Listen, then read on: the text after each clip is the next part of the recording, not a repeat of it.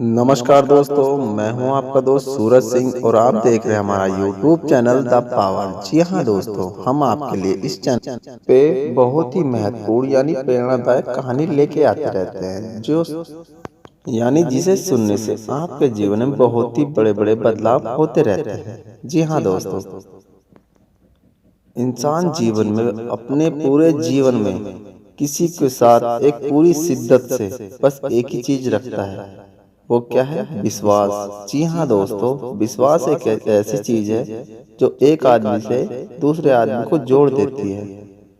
तो चलिए दोस्तों, आज इस टॉपिक के ऊपर हम आपके लिए एक मोटिवेशन कहानी लेके आए हैं। कहानी शुरू करने से पहले आप लोगों से यही विनती है, अभी तक तुमने मेरा चैनल सब्सक्राइब नहीं किया है तो अभी जरूर कर लें और हमारी ये वीडियो को शेयर और वीडियो को हमारी लाइक जरूर करें। दोस्तों, एक बार की बात है, किसी गांव में राम और गोपी नाम के दो घनिष्ठ मित्र रहते थे। वह देखने में और अपने घर परिवार से काफी गरीब थे, फिर भी वह अच्छे से रहते थे। रामू और गोपी शहर से कपड़े खरीदते और गांव-गांव उन्हें बेचते थे। बस उन दोनों का यही काम था। उनके पास एक साइकिल थी जिन पर वे सामान या अपने कपड़े लाद कर बेचते थे। सर्दियों का टाइम शुरू होने वाला था तो दोनों सर्दियों के लिए कपड़े लेके आए। सर्दियों में बेचने के लिए गोपी और राम अपने जीवन में काफी खुश थे। एक दिन क्या होता है, सुबह को उठकर अपनी साइकिल पर कपड़े लादकर दोनों गांव-गांव बेचने के लिए चले जाते हैं और गांव-गांव कपड़े बेचने के बाद उन्हें काफी रात हो जाती है। ठंड ज्यादा थी तो वह अपने घर की तरफ आ रहे थे।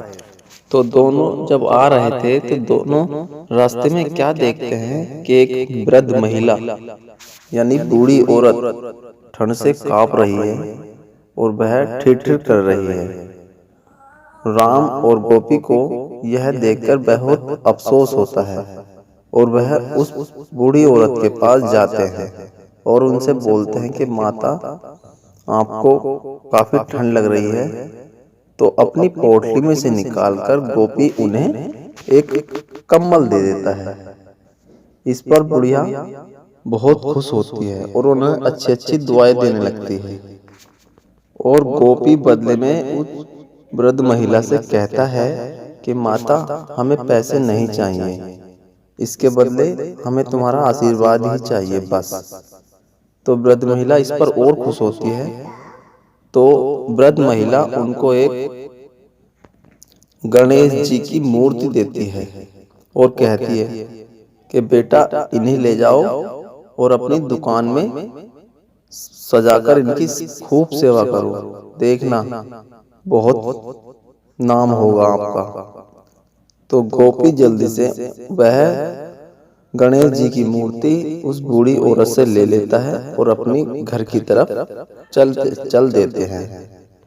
और अगले दिन सुबह सुबह उस मूर्ति को अपनी छोटी सी टूटी फूटी दुकान में सजाकर फल फूल चढ़ा देते हैं और उन्हें अच्छी सी सेवा करते हैं।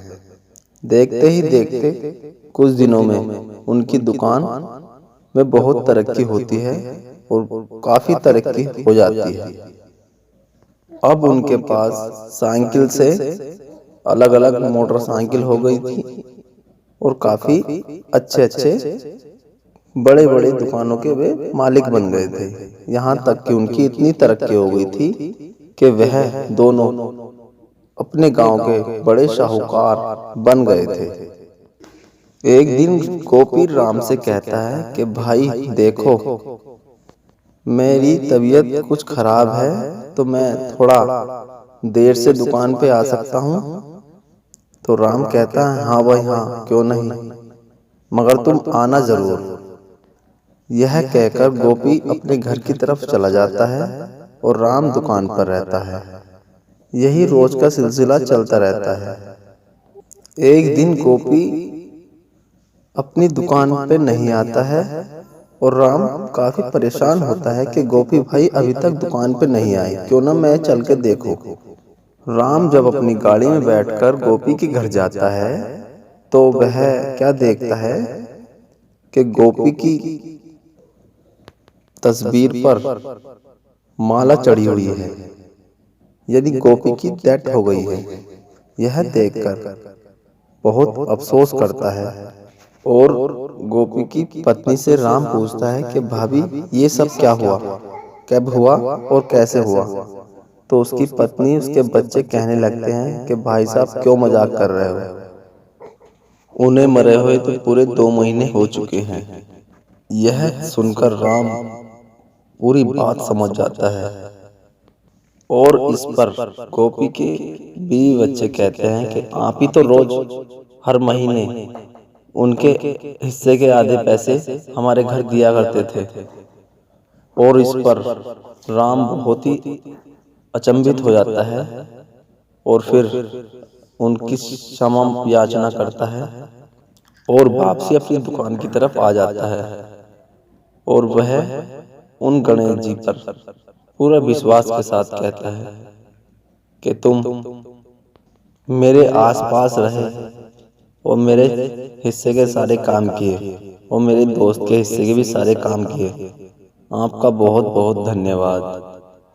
फिर पूरी माफी मांगने के बाद वह बहुत खुश होता है। तो दोस्तों, इस कहानी से हमें क्या सीख मिलती है? अगर आपको भगवान पर विश्वास है तो अपना विश्वास अटल बनाए रखो, कभी ना कभी भगवान आपको जरूर देखेंगे और क्या पता भगवान आपके आसपास हो। तो दोस्तों, कैसी लगी आज की हमारी कहानी कमेंट करके जरूर बताएं।